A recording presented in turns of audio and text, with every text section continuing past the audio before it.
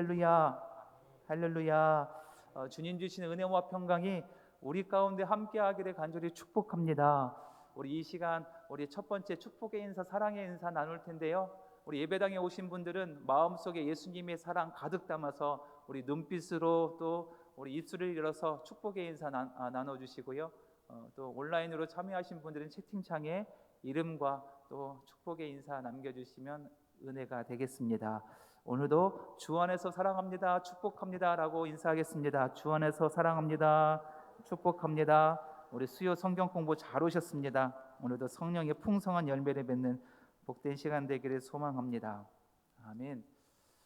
사랑하는 성도 여러분, 지난 한 주간 친절의 열매 가득 맺으셨습니까? 카인드니스, 친절, 선함의 열매 마음에 품고 살아가셨습니까?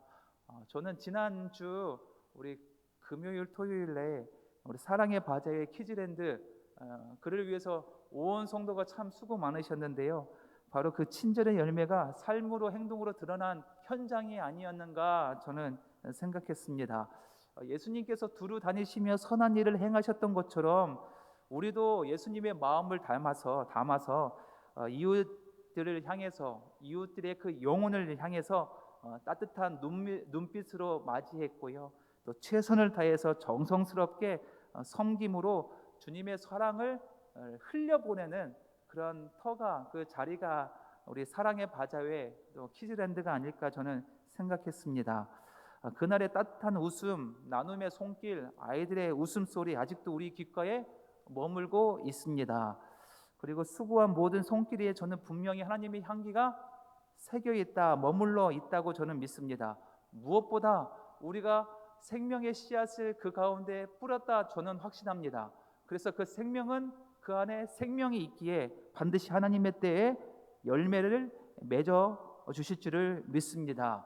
그 생명의 열매, 성령의 열매가 무엇인지 우리 갈라디아서 5장 22절과 23절 이 말씀도 힘차게 읽으며 출발하겠습니다. 시작.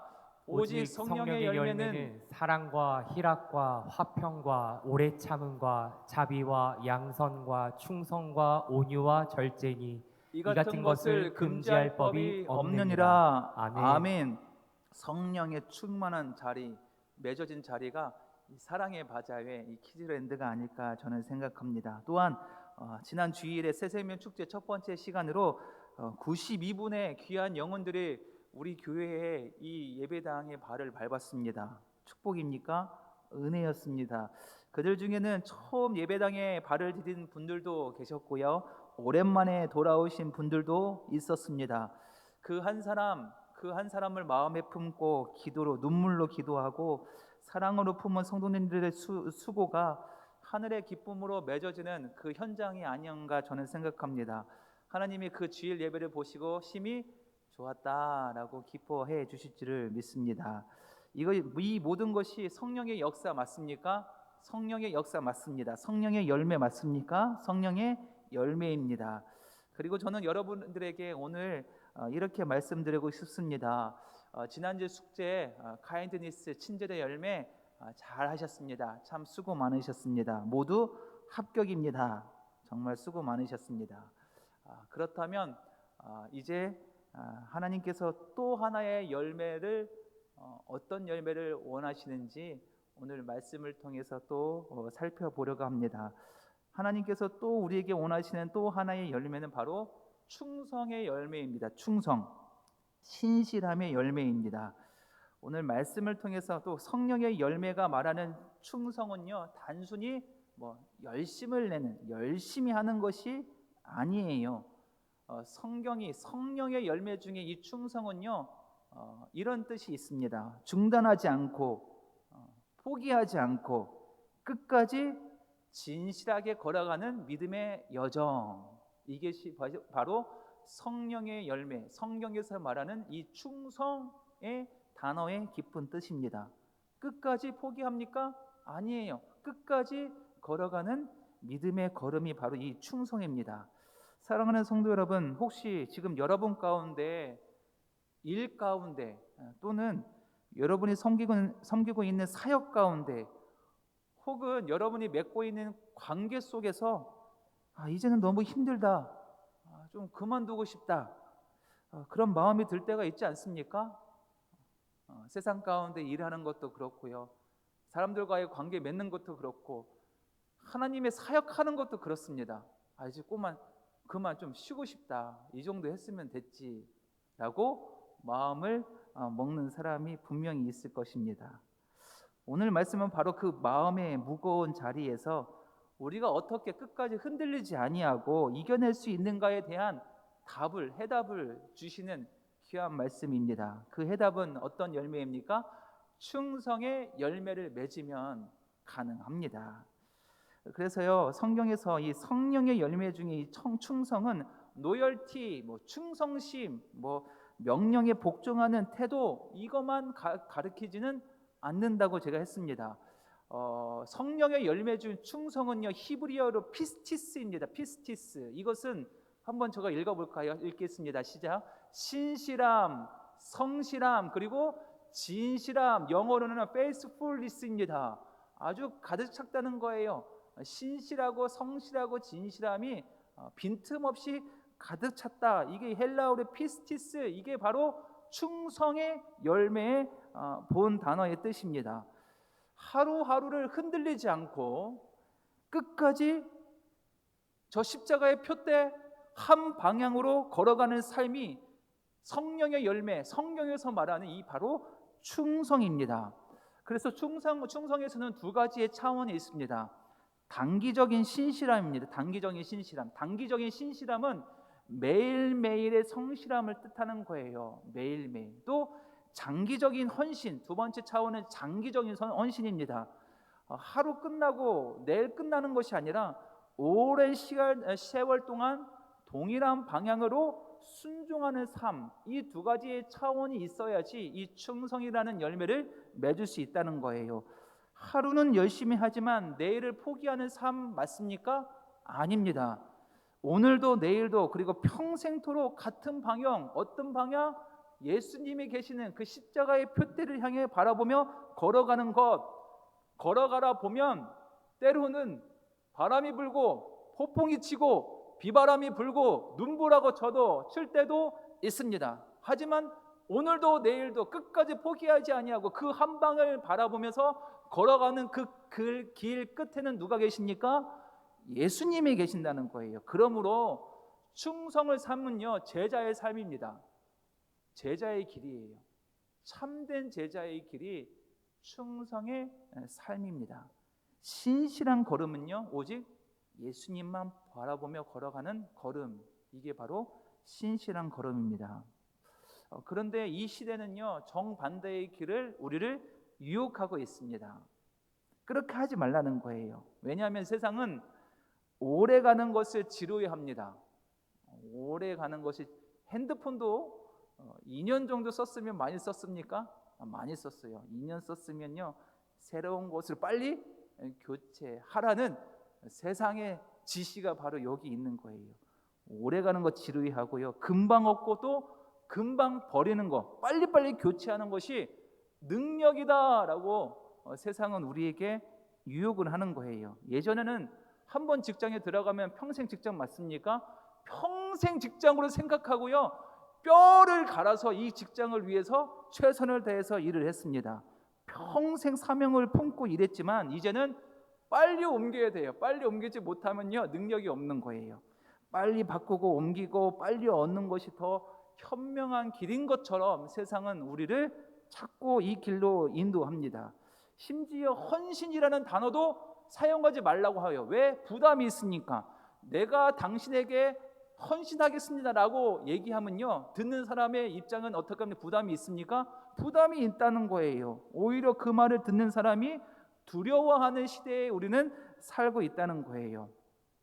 충성과 신실함이 약점이 되어버린 이 시대에, 그런 세상 속에서 우리는 어떻게 끝까지 이 충성의 열매를 맺으며 살 수 있는가? 어떻게 살 수 있을까요?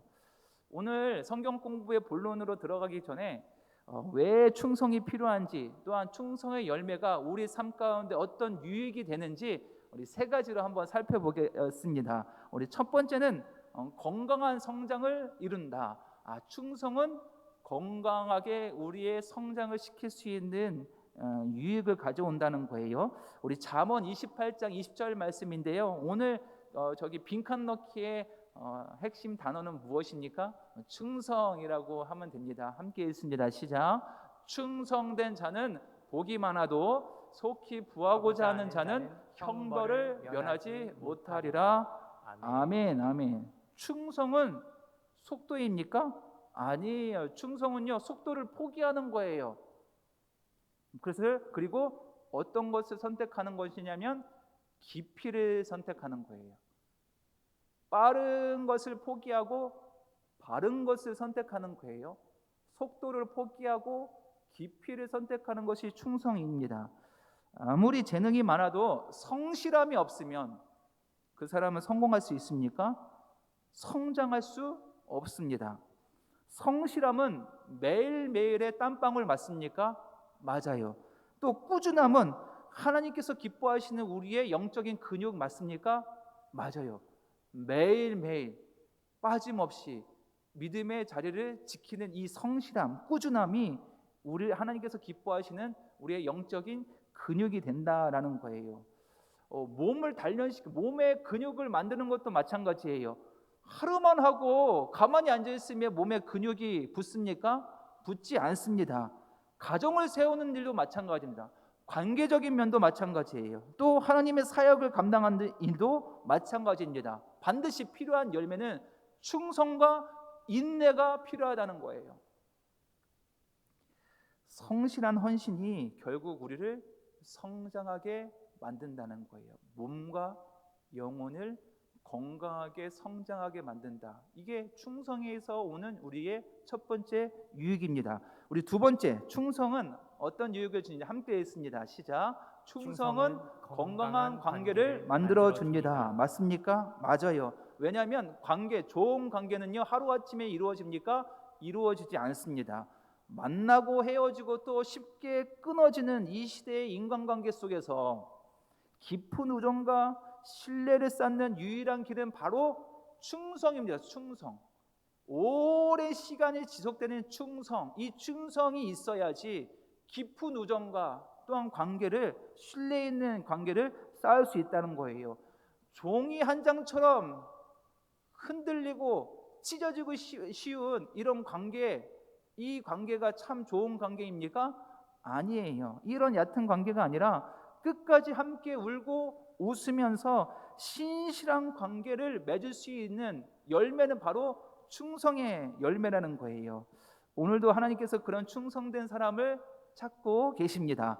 우리 세 번째로 충성은 어떤 유익을 주시는지 함께 읽습니다. 시작. 충성은 건강한 영향력을 만들어냅니다. 맞습니다. 진정한 영향력은요, 내가 재능이 있다고 기술이 있다고 나오지 않습니다. 돈에서 나옵니까? 진정한 영향력은요, 외모에서도 나오지는 것도 아니고 순간의 인기에서도 나온 것도 아닙니다. 진정한 영향력은 오랜 세월 변함없이 한결같이 성실함과 신실함이 결국 그 사람을 믿을 만한 사람으로 된다는 거예요. 만든다는 거예요. 그 믿을 만한 사람이 하나님께서 선한 영향력을 끼치는 사람으로 변화시킨다는 거예요. 신뢰할 만한 사람으로 세운다는 거예요. 어떤 열매가 있는 사람? 충성의 열매를 잇는 사람. 한결같이 성실함과 진실함으로 그 사람이 단련된 사람이 결국 그 사람은 선한 영향력이 끼치는 믿을 만한 사람으로 변화된다는 거예요. 가정에서도 교회에서도 사회에서도 마찬가지입니다. 자녀들에게, 후배들에게, 교우들에게 우리가 마지막 내 모습, 어떤 모습으로 기억되고 싶습니까? 저는 저 장로님, 저 권사님, 저 집사님은 참으로 진실하신 권사님이셨어. 참 성실하시고 충성하신 장로님이셨어 라고 기억되는 것이 최고의 칭찬이 아닐까. 마지막으로 우리가 여러분에게 기억되는 최고의 칭찬이 아닐까 저는 생각합니다. 그리고 우리가 충성의 길을 마지막까지 걸어가는 이유가 있습니다. 왜냐하면 그 길 끝에 예수님께서 이렇게 칭찬하시거든요. 마태복음 25장 21절 말씀, 오늘 말씀인데요. 오늘 말씀은 잘못 나왔는데 이 말씀이 맞습니다. 이 말씀에 함께 있습니다. 오늘 그 키워드는 충성이에요. 함께 있습니다. 시작. 그 주인이 주인이 이르러 이르되 잘하였도다. 잘하였도다. 착하고 충성된 종아, 내가 적은 일에 충성하였음에 내가 많은 것을 내게 맡기리니 내 주인의 즐거움에 참여할지어다 하고. 아멘. 마지막 날에 예수님께서 이 말씀을 우리에게 하시는 거예요. 착하고 충성된 종아, 너가 작은 일에 충성하였으니 내 많은 것을 맡기고 또 주인의 즐거움에 참여할지다. 이 마지막에 예수님의 칭찬을 듣기 위해서 우리가 끝까지 포기하지 아니하고 진실하고 충성한 그 길, 믿음의 길을 걸어가야 하는 이유가 바로 여기 있습니다. 사랑하는 성도 여러분, 우리 주님 앞에 마지막 서는 그날 주님께서 이 말씀을 듣는 충성된 종이 되기를 간절히 소망합니다. 충성의 열매를 맺는 인생, 끝까지 신실함을 지켜내는 믿음의 사람, 그 사람이 바로 하나님께서 기뻐하시는 사람일 줄을 믿습니다. 이제 그러면 어떻게 우리가 끝까지 신실하게 충성의 열매를 맺을 수 있는 인생을 살 수 있을까? 그 답을 찾기 이전에 먼저 한 사람을 통해 그 길을 한번 살짝 비춰보려고 합니다. 그 사람의 인물은요, 그 사람은 모세입니다. 모세. 히브리서 3장 2절 말씀인데요, 제가 한번 읽어보겠습니다. 그는 자기를 세우신 이에게 신실하기를 모세가 하나님의 온 집에서 한 것 같이 하셨으니. 신실한 모세를 칭찬하는 거예요. 모세가 하나님의 온 집에서 한 것 같이 모세가 신실하고 충성된 삶을 살았다라고 히브리서 기자는 모세를 이렇게 평가한 것입니다. 예수님이 신실하셨다라는 것은 맞습니까? 맞아요. 예수님은요, 신실하신 분이었습니다. 그 사실은 놀라운 진리이지만 예수님이 신실하셨다라는 사실은 우리와 좀 멀게 좀 느껴질 때가 있습니다. 왜냐하면 예수님이십니까? 당연히 그러시겠죠. 그런데 오늘 히브리서 이 기자는 우리에게 말합니다. 예수님처럼 신실한 사람이 있는데 그분은 바로 모세다라는 거예요. 모세. 이것이 우리에게 도전이 되고 감동이 됩니다. 하나님께서 친히 모세를 평가한 구절이 있습니다.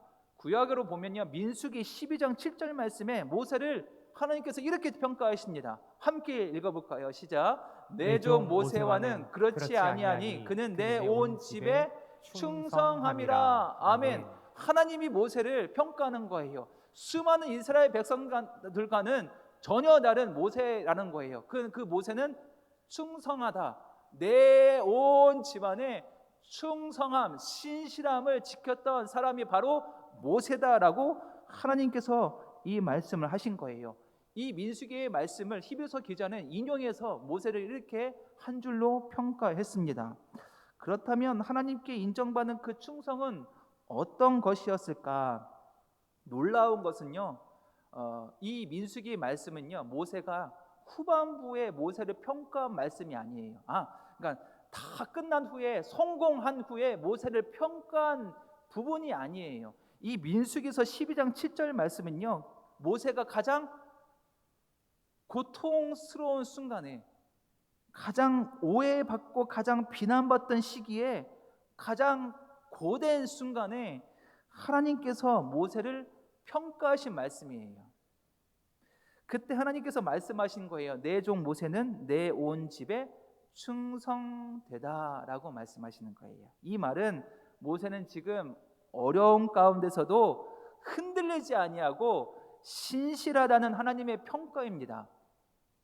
어려움 가운데서도 모세는요, 다 포기하고 싶은 그 순간까지도 모세는 포기하지 아니하고 신실하고 충성의 열매를 지켰다라고 하나님께서 평가하시는 거예요. 그래서 민수기서 11장과 16장 사이에 보면 모세의 마음이 얼마나 힘든가 곳곳에 나와 있습니다. 왜냐하면 이스라엘 백성들이 불평 때문에 그래요. 먹을 것이 없다 불평합니다. 마실 것이 없다 불평합니다. 춥다고 불평하고 덥다고 불평합니다. 불평 가운데 모세가 너무도 힘겨운 나날이 보내고 있다라는 것이 민수기 11장부터 16장까지 펼쳐진 내용인데, 무엇보다 아침마다 만나를 주셨음에도 불구하고 이스라엘 백성들이 이렇게 불평합니다. 왜 우리를 이 광야에 보냈느냐, 데리고 나왔느냐, 만나 말고 뭐를 먹고 싶다? 고기를 먹고 싶다라고 불평하는 이 부분입니다. 그 불평은 하나님을 향한 원망입니다. 또한 모세를 향한 비난이었습니다. 거기에 더해 형제이자 동역자였던 아론과 미리암까지, 우리 가족까지 모세를 비난하고 불평하고 하기를 시작합니다. 이유는요, 결혼 때문에 그래요. 민수기서 12장 1절 말씀에 봅니다. 모세가 누구와 결혼하는지 여기 나와 있는데요, 모세가 구스 여자를 취하였더니 그 구스 여자를 취하였으므로 미리암과 아론이 모세를 비방하니라. 자기 가족까지 비방하는 거. 이유는요, 구스 여자 때문에 결혼해서 그렇습니다. 쿠스, 이것은요 이 아프리카 에티오피아의 지역을 뜻합니다. 그 지역은 어떻게 합니까? 피부가 검은 톤일 거예요. 검은 톤. 그러니까 흑인 여자와 결혼했다라는 거예요. 근데 자기는 어떤 민족이랍니까? 아브라함의 순수 혈통이라는 거예요. 어찌하여 너 모세는 저 이방 여인, 그것도 피부가 검한 그 흑인 여인을 데려올 수 있느냐라고 하면서 자기 가족까지 모세를 비난한 거예요. 하나님의 종으로 부름받아 광야를 이끌어갔던 모세, 그가 가족에게조차 공격을 받았던 때, 게다가 민수기 16장에 보면 고라와 다단과 아비람의 반역이 일어납니다. 가까운 리더십 안에서조차 배신과 분열으로 공동체가 뒤죽박죽이네요. 사방의 적들이 모세에게 다가오는 거예요. 모세의 삶은 사면초가 맞습니까? 맞아요. 사방의 적들이 다 둘러싸여 있습니다. 이쯤되면 하나님 이제 그만두겠습니다. 더 이상 내가 할 수 없습니다 라고 말해도 이상하지 않을 상황입니다. 그런데 그 순간 하나님이 모세를 바라보며 이렇게 말씀하십니다. 그는 내 온 집에 충성되다. 여러분, 이것이 충성입니다. 충성. 모든 것이 흔들려도, 사람이 나를 이해하지 못해도, 결과가 당장 보이지 않아도 하나님 앞에서 신실함을 놓지 않는 것, 그것이 바로 진짜 충성의 열매 맞습니다. 이것이에요. 오늘 이 자리에 계신 여러분 가운데 혹시 낙심한 마음이 있습니까? 사역이 너무 힘들어요. 관계가 버겁습니다. 더 이상 감당할 자신이 없다고 느끼는 분이 여기 있습니까? 모세의 자리도 그렇습니다. 모세도 힘들었어요. 하나님께 이렇게 고백합니다. 주여 어찌하여 종을 이렇게 괴롭게 하십니까? 차라리 저를 죽여주옵소서. 얼마나 힘들면 하나님 앞에 이렇게 이야기하고 한탄합니까?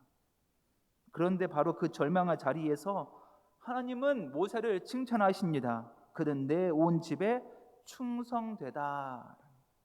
그러니 여러분, 충성은요 완벽함이 아닌 것 같아요. 충성은요 쓰러지지 않는 것이 아닌 것 같아요. 충성은 쓰러지되 끝까지 다시 일어나서 그 방향을 걸어가는 것이 진짜 충성입니다. 불평하는 백성들 속에서도, 오해받는 가족들 속에서도 모세는 하나님을 향한 그 방향 절대 잃지 않았습니다. 바꾸지 않았습니다. 하루하루를 충성했고 오랜 세월 신실했습니다. 그래서 하나님은 그를 인정한 거예요. 뭐라고요? 그는 내 온 집에 충성되다. 사랑하는 성도 여러분, 오늘 하나님께서 우리에게 말씀하십니다. 내가 너의 완벽함을 보지 않는다. 뭐를 봅니까? 나는 너의 충성을 본다는 거예요. 세상은요 이거를 봐요. 성과를 봅니다. 결론은 봐요. 속도를 봅니다. 하지만 하나님은 무엇을 보십니까? 끝까지 포기하지 않고 믿음으로 서 있는가, 이 충성을 본다는 거예요. 그 자리를 지키는 충성, 흔들리지 않은 그 신실함, 그것이 오늘 하나님이 우리에게 찾으시는 열매입니다.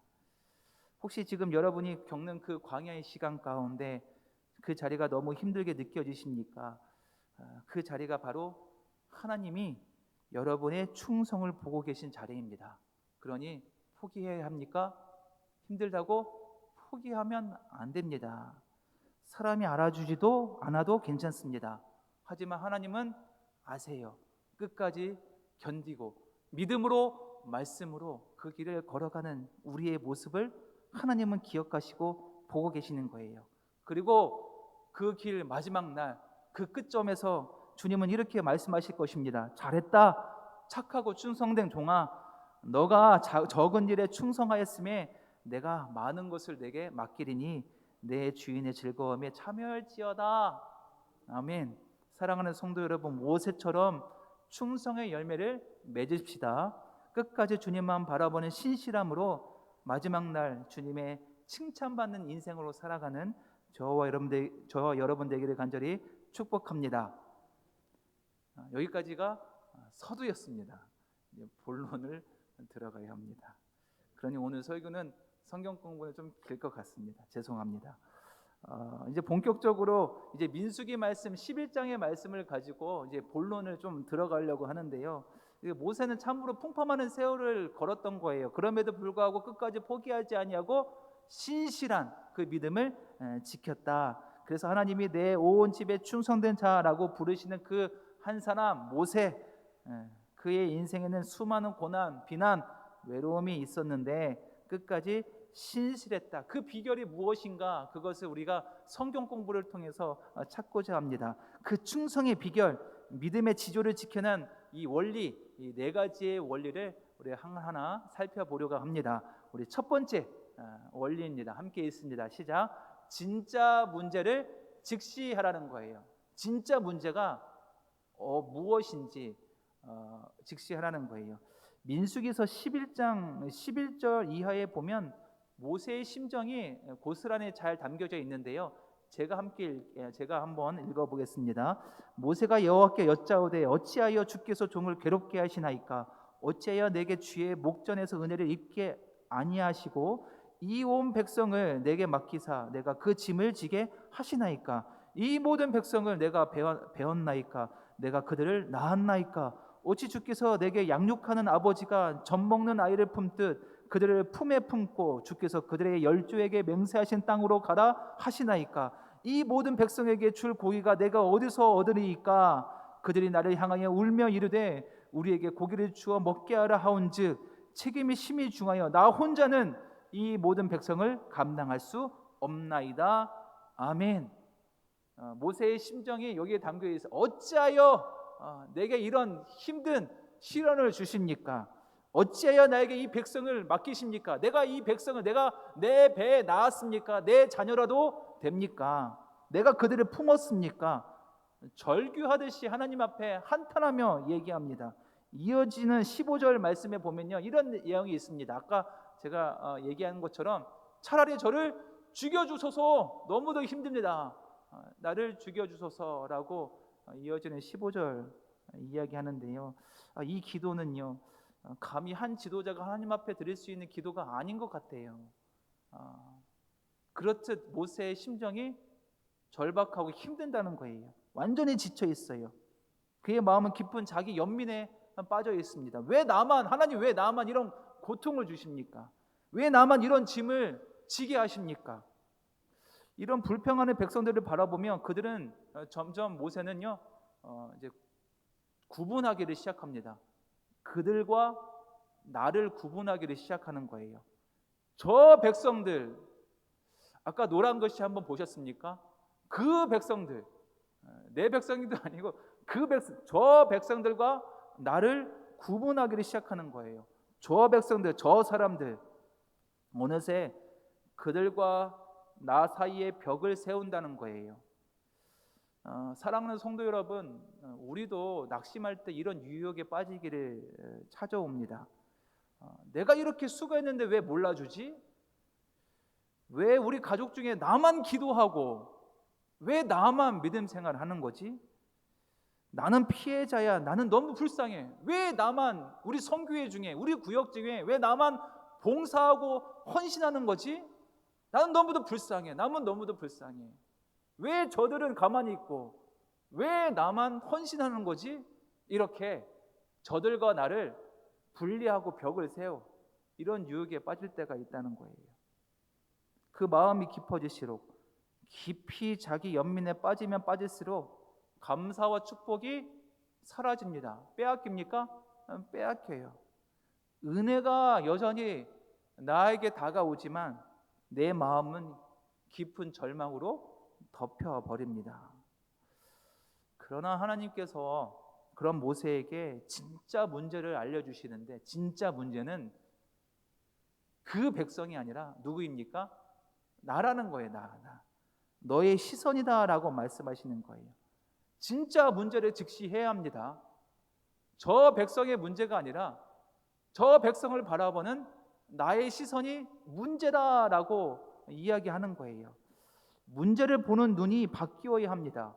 불평의 원인을 저 환경에게 저 사람에게 두지 않고 하나님 앞에서 내 마음의 병을 내 마음의 죄와 내 마음의 문제를 바라볼 때 충성의 회복이 시작된다는 거예요. 충성의 열매를 맺기 위해서는 문제를 직시하는데 우리의 마음의 죄와 마음의 영적인 눈을 다시 한번 바라봐야 된다라는 거예요. 자, 두 번째 놀라운 비결인데 함께 있습니다. 시작. 관계 속에서 회복의 길을 여신다라는 거예요. 그래서 하나님께서 모세에게 하신 말씀이 있는데 민수기 11장 16절에서 17절 말씀이에요. 관계 속에서 화의 이 열매를 맺게 해주신다는 건데 제가 읽겠습니다. 여호와께서 모세에게 이르시되 이스라엘 노인 중에 내가 알기로 백성의 장로와 지도자가 될 만한 자 몇 명을 70명을 모아 내게 데리고 와 회막에 이르러 거기서 너와 함께 서게 하라. 내가 강림하여 거기서 너와 말하고 내게 임한 영을 그들에게도 임하게 하리니 그들이 너와 함께 백성의 짐을 담당하고 너 혼자 담당하지 아니하리라. 아멘. 얼마나 놀라운 말씀입니까? 하나님은요 다 필요 없어 내가 도와줄게 라고 말씀하지 아니하셨어요. 모세에게 오히려 불평하는 저들 속에 직접 들어가라 라고 말씀하셨어요. 저 불평하는 공동체 안에 너가 들어가라 라고 말씀하셨습니다. 너를 힘들게 했던 그 사람들 속으로 들어가라. 그 공동체 안에 내가 세운 70명이 있다. 70명. 그 70명과 함께 일하라 라고 말씀하십니다. 이것이 하나님의 해답이었습니다. 모세는 처음에는 혼자였습니까? 혼자였어요. 혼자라고 너무 불평했어요. 왜 나에게 이런 큰 짐을 주십니까? 왜 그 백성은 순종하지 않고 불평만 합니까? 그래서 혼자만 일하는 줄 알았습니다. 하지만 하나님은 모세를 어디에 보내십니까? 불평하는 공동체 안에 보내신다는 거예요. 사람들 속으로 다시 보내십니다. 하나님은 우리가 충성을 회복하기 위해서는 어디로 보내신다? 공동체 안으로 보내신다는 거예요. 불평이 많고 문제가 있고 죄가 많은 공동체 안에 우리를 보내신다는 거예요. 그리고 정말 놀라운 예들을 보내시는데 하나님이 선택하신 70명 중에 2명이 오지 않습니다. 그 이름은요 엘닷과 메닷입니다. 엘닷과 메닷, 닷으로 끝나는 이 이름으로 보니 형제가 아닐까 저는 생각합니다. 두 사람만 빼고 다른 사람은 다 왔는데 이 두 사람만 안 왔어요. 근데 이 두 사람이 어떤 일을 행하고자 하느냐? 그들에게도 하나님의 영이 임했습니까? 하나님의 영이 임했습니다. 그런데 그들도 예언하기를 시작한다는 거예요. 모이지 않고 자기 멋대로 하나님의 영으로 부름받는 그 사명을 가지고 자기 멋대로 지금 사역을 시작하고 있는 거예요. 이 모습을 봤을 때 여호수아는 다급했습니다. 그래서 민수기 11장 28절에 이렇게 모세에게 이야기합니다. 택한 자 중 한 사람 곧 모세를 섬기는 눈의 아들 여호수아가 말하여 이르되 내 주 모세여 그들을 말리소서. 저들이 딴짓을 하고 있다는 거예요. 질서가 어지러워진다는 거예요. 그러니 모세 빨리 가가지고 그렇게 예언하지 못하도록 좀 다그치소서, 말리소서라고 이야기하는 거예요. 그때 모세가 이렇게 이야기합니다. 민수기 11장 29절의 말씀, 우리 제가 세 번역으로 읽겠습니다. 저 빈칸은 예언자인데요. 우리 함께 읽습니다. 시작. 그러자 모세가 그에게 말하였다. 내가 나를 두고 질투하느냐? 나는 오히려 주께서 주의 백성 모두에게 그의 영을 주셔서 그들 모두가 예언자가 되었으면 좋겠다. 아멘. 이 고백이 바로 성숙한 충성의 마음의 대답이 아닐까 저는 생각합니다. 처음에는 모세는 자기 일만 붙드는 나만이었던 사람이었습니다. 그런데 하나님이 모세의 마음을 변화시키기 시작해서 놀라운 변화에 이르렀는데요. 자기 일만 붙잡던 내가 하던 사람이 이제는 하나님이 하신다라는 고백으로 변화시켜 주셨습니다. 왜냐하면 모세의 마음에 이 충성의 열매가 맺었기 때문입니다. 성숙한 충성의 사람이 되었기 때문이에요. 나만 자기 연민에 빠졌던 그 모세가요 변화되니 어떻게 하나님께서 하신다라는 고백으로 바뀐다는 거예요. 나 혼자 감당한 것이 아니라 관계를 세우기 시작했고 사람을 세우기 시작했고 하나님이 하신 일을 내어드리는 일까지 그의 마음이 펼쳐졌다는 거예요. 우리가 낙심할 때 하나님은 너 혼자가 아니다라고 말씀하신다. 이게 맞습니다.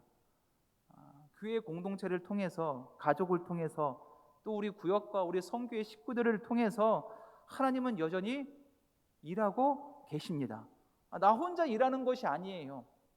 나 혼자만 하나님 사역을 감당하는 것이 아니라 우리 공동체, 나와 맺은 모든 공동체를 통해서 하나님이 일하신다는 거예요. 그러므로 오늘 이 저녁에도 하나님은 우리에게 말씀하십니다. 너 혼자 감당하지 말라라는 거예요. 내가 너와 함께할 이미 예비할 사람을 두었다. 어디에요? 너의 공동체 안에 두었다라고 하는 거예요. 그러니 너의 사역을 나누어라.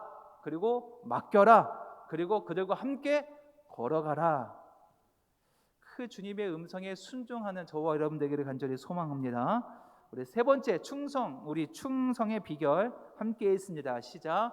내일보다 하나님의 일에 초점을 맞추라라는 것입니다. 이것이 바로 모세가 끝까지 충성할 수 있었던 비결이었습니다.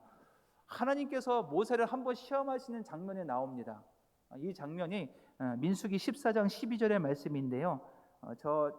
단어는 전염병입니다. 함께 있습니다. 시작. 내가 전염병으로 그들을 쳐서 멸하고 내게 그들보다 크고 강한 나라를 이루게 하리라. 아멘. 이스라엘 백성은 불평과 불만으로 하나님을 거역하자 하나님께서 모세에게 이렇게 얘기하시는 거예요. 이제 내가 저들을 다 없애겠다. 다 진멸하겠다. 저렇게 불순종했던 저 불평했던 저 이스라엘 백성들을 내가 다 멸하겠다. 그리고 너를 통해서 새로운 민족을 만들겠다. 모세, 너의 민족, 너의 이름이 새겨진 크고 강한 민족을 내가 다시 새롭게 만들겠다라고 모세에게 제안하는 거예요. 하나님께서 제안합니다. 얼마나 유혹적인 제안입니까? 맞습니까? 저 같은 경우에는 하나님 맞습니다. 저들을 다 사하시고 가장 크고 순종적인 민족으로 나에게 다시 새롭게 주소서라고 이야기했을 터인데 모세는 그렇게 하지 않았습니다. 왜냐하면 모세는 이미 성숙했고 그 마음이 어떤 열매? 충성된 종, 충성의 열매가 맺었기 때문입니다. 모세는 자기 이름이 아니라 자기의 명예가 아니라 하나님의 영광을 구했습니다. 자기의 백성, 자기의 이름을 세운 백성이 아니라 하나님의 백성이 다시 온전히 회복되는 것을 꿈꿨습니다. 이것을 바라봤습니다. 그래서 하나님께 이렇게 간구합니다. 민수기 14장 18절과 19절의 말씀, 이 말씀도 함께 읽을 텐데 인자가 저기 답입니다. 함께 읽습니다. 시작. 여호와는 노하기를 더디하시고 인자가 많아 죄악과 허물을 사하시나 형벌받는 자는 결탄코 사하지 아니하시고 아버지의 죄악을 자식에게 갚아 3, 4대까지 이르게 하리라 하셨나이다. 여호와는 노하기를 더디하옵나니 주의 인자의 광대하심을 따라 이 백성의 죄악을 사하시되 애굽에서부터 지금까지 이 백성을 사하신 것 같이 사하시옵소서. 아멘. 하나님의 제안에 모세는 이렇게 대답하는 거예요.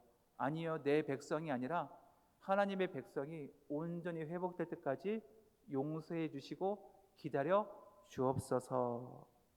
이 기도는요, 사실 모세는 즉흥적인 기도가 아니었습니다. 왜냐하면 시내산에서 하나님께서 모세 앞에 지나가실 때 하나님의 모습을 드러내셨거든요. 나는 어떤 하나님이라고. 그것이 출애굽기 34장 6절의 말씀이 이렇게 하나님께서 자기를 소개하시는 장면이 나옵니다.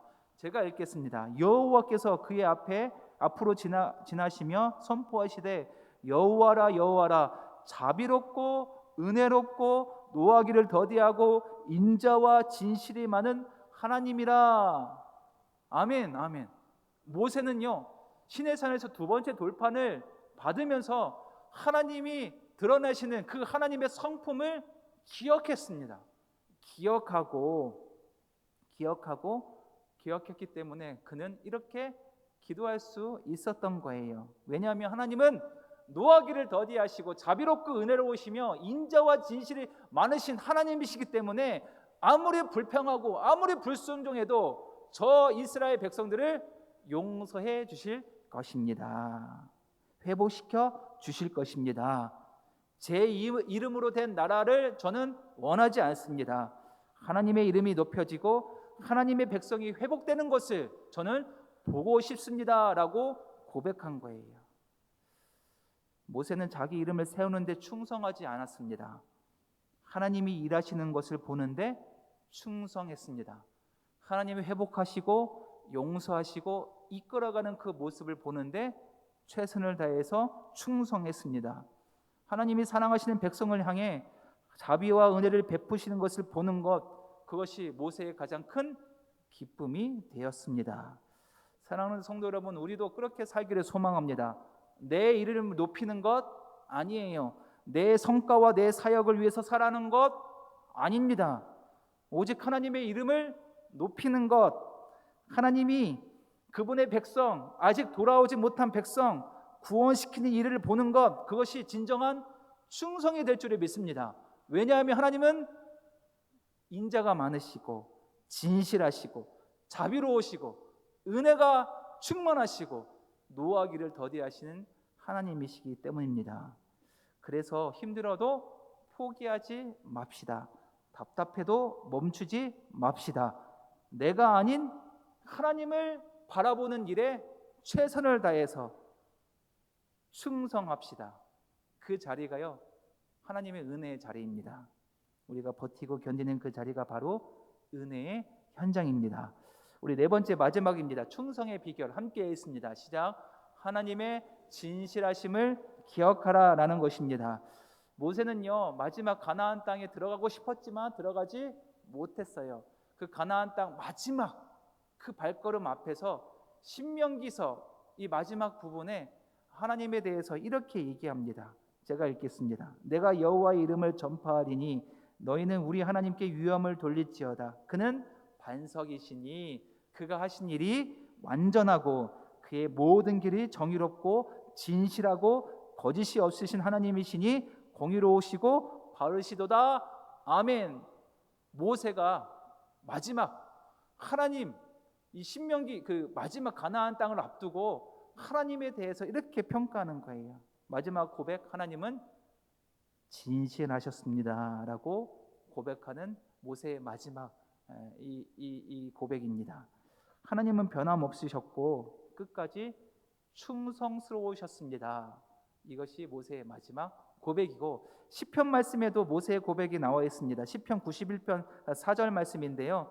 그가 너를 그의 깃으로 덮으시리니 내가 그의 날개 아래 피하리로다.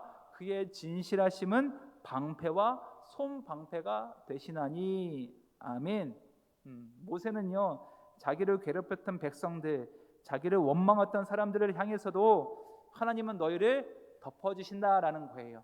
하나님의 날개 아래 덮어주신다. 암탉이 병아리를 꼭 품듯이 너희를 품어주신다. 그분의 진실하심 안에 피하라라고 선포하고 있는 거예요. 그래요. 사람은 약속을 깨지만 하나님은 결코 그 약속을 깨지 아니하십니다. 버리지 아니하십니다. 끝까지 지켜주십니다. 사람은 포기하지만 하나님은 절대로 포기하지 아니하십니다. 하나님은 언제나 신실하시고 진실하심으로 우리의 삶을 덮어주시기 때문입니다. 그러므로 사랑하는 성도 여러분, 오늘 우리가 고백할 것 바로 이것입니다. 하나님, 저는 하나님의 신실하심을 믿습니다. 아멘. 제 마음이 흔들려도 상황이 요동쳐도 주님의 신실하심을 보겠습니다. 아멘. 주님의 날개 아래 주님의 신실하신 품으로 나를 품어 주옵소서. 이것이 우리의 고백되기를 간절히 소망합니다. 사랑하는 성도 여러분, 모세의 마지막 순간에 묻고 있는 것이 있습니다. 나는 지금 누구에게 집중하고 있는가, 이거예요. 이 신명기 말씀 이 마지막 장에서 모세가 지금 우리에게 묻고 있는 질문이 있습니다. 너의 시선은 하나님의 신실하심에 집중하고 있는가, 아니면 여전히 너 자신에게 집중하고 있는가, 이것을 묻고 있는 거예요. 이 질문 앞에 우리는 서야 합니다. 이 질문의 대답이요, 히브리서 말씀에 있습니다. 히브리서 3장 1절 말씀, 이 말씀 함께 읽습니다. 시작. 그러므로 함께 하늘의 부르심을 받은 거룩한 형제들아, 우리가 믿는 도리의 사도이시며 대제사장이신 예수를 깊이 생각하라. 아멘. 우리가 집중해야 할 것은 누구입니까? 예수 그리스도입니다. 예수님 깊이 생각하라. 히브리어로 카타노에로입니다. 카타노에오. 시선을 고정하는 거예요. 고정하는. 마음을 머물게 하는 거예요. 우리가 어디에 시선을 고정하고 우리가 어디에 마음을 머물게 합니까? 누구에게요? 예수 그리스도께 우리의 마음을 고정시키고 우리의 마음을 머물게 해야 한다는 거예요. 사람은 변하지만 예수님은 변하지 않기 때문입니다. 그래서 우리가 고정해야 해요. 깊이 머물게 해야 합니다. 우리는 흔들리지만 예수님은 흔들리지 않는 반석되시기 때문에 우리는 예수님께 고정해야 합니다. 깊이 생각해야 합니다. 우리의 충성이 흔들릴 때까지도 우리를 붙잡아 주시기 때문에 우리는 예수님께 더 깊이 집중하고 생각해야 합니다. 어쩌면 이 시점에 이렇게 말하는 사람이 있습니다. 목사님, 이제 너무 지쳤습니다. 이 말은요, 보통 연말이 되면 이런 예를 많이 하더라고요. 하나님의 사역을 하는 사람들끼리 우리 10월 달과 11월 달과 12월 달만 되면, 연말만 되면 올해는 정말 힘들었습니다. 내년에 사역 좀 쉬고 싶습니다 라고 이야기할 때가 있습니다. 구역장으로 사명, 왜 나만 이런 짐을 져야 합니까? 왜 나만 이런 회장의 역할을 해야 합니까? 내년에는 절대로 하지 않겠습니다 라고 이야기할 시점이 다가오고 있습니다. 모세도 그랬습니다. 그 백성을 감당하기 지쳐서 하나님, 왜 내가 낳지도 않은 저 백성을 내가 왜 책임져야 합니까? 차라리 저를 죽여주십시오 라고 원망하고 한탄했습니다. 그런데 모세는 포기했습니까? 포기하지 않았습니다. 끝까지 충성스럽게 신실하신 하나님을 붙잡았습니다. 사랑하는 성도 여러분, 예수님께서도 전반전이 끝났을 때 어디에 계셨냐면 무덤에 계셨어요. 무덤에. 사람들은 무덤에 계신 예수님을 보고요, 모든 것이 다 끝났다라고 절망하고 포기하고 모든 것을 다 내려놓았습니다. 그런데 전반 끝나고 후반에 들어가기 전에 잠깐 쉬는 그 하프타임이 있습니다. 그 쉬는 시간에 예수님이 어떤 사건을 펼쳐주셨냐면 부활하셨어요. 부활로 이어졌습니다. 예수님의 부활은 우리에게 이렇게 이야기하고 있습니다. 너의 죽은 소망, 너의 멈춘 관계, 너가 포기한 꿈과 사명, 내가 다시 살릴 것이다. 그러므로 지금 힘들더라도 포기하지 마십시오. 중단하지 마십시오. 내려놓지 마십시오. 도망가지 마십시오. 예수님의 신실함을 깊이 생각하고 바라보십시오. 그분이 다시 나를 일으켜 세워주실 것입니다. 다시 회복시켜 주시고 다시 충만케 해주실 것입니다. 부활하신 예수님께서 우리에게 후반전 그 승리의 역전의 드라마를 시작하게 해주실 것입니다. 특별히 이번 주 우리 새생명 축제 두 번째 주일을 맞이하죠. 우리는 지난 9월부터 그 한 사람 마음에 품고 달려왔습니다. 지난 주일에는요 풍성한 생명의 역사를 우리가 함께 누렸는데요. 1부는 마쳤지만 2부가 아직 마치지 않았다는 거예요. 그러니까 우리 끝까지 포기하지 맙시다. 남은 한 주간 이제 목요일, 금요일, 토요일 남았는데요. 우리 끝까지 포기하지 말고 내 마음에 품면 우리 324명의 태신자 우리 이 강단에 적혀 있는 그리고 내 마음에 품고 있는 그 태신자를 위해서 포기하지 맙시다. 새 생명의 진짜 결실은 오늘 이후라고 저는 생각합니다. 왜냐하면 충성의 열매를 맺는 전과 충성의 열매를 맺는 이후의 삶을 완전히 달라진다고 저는 생각합니다. 왜냐하면 충성은 무엇입니까? 포기하는 거예요? 아니에요. 충성의 열매는 끝까지 포기하지 아니하고 한 방향을 향해서 달려가는 것, 믿음의 여정이 바로 충성이기 때문입니다. 우리의 충성과 성실 그리고 신실함의 열매를 통해서 잃어버린 한 영혼이 돌아올 때까지 끝까지 포기하지 않고 전도의 사명을 감당하는 저와 여러분들 되기를 간절히 소망합니다. 그 충성의 씨앗을 통해서 놀라운 부흥의 역사를 우리 가운데 후반부에 보여줄 줄을 믿습니다. 그러니 사랑하는 성도 여러분, 끝까지 신실하십시오. 끝까지 충성하십시오. 끝까지 주님만 바라보십시오. 예수님이 신실하시기 때문에 우리도 신실할 수 있습니다. 모세가 신실했기 때문에 우리도 신실할 수 있는 거예요. 충성합시다. 그 충성은 주님께서 반드시 기억해 주실 줄을 믿습니다. 오늘도 내일도 앞으로 남은 생에도 포기하지 말고 신실하신 주님만 따라 나아갈 때 우리에게 예비하신 풍성한 열매를 바라보며 감사하며 간증하며 살아가는 저 여러분 되기를 좋으신 예수님의 이름으로 간절히 축원합니다. 아멘.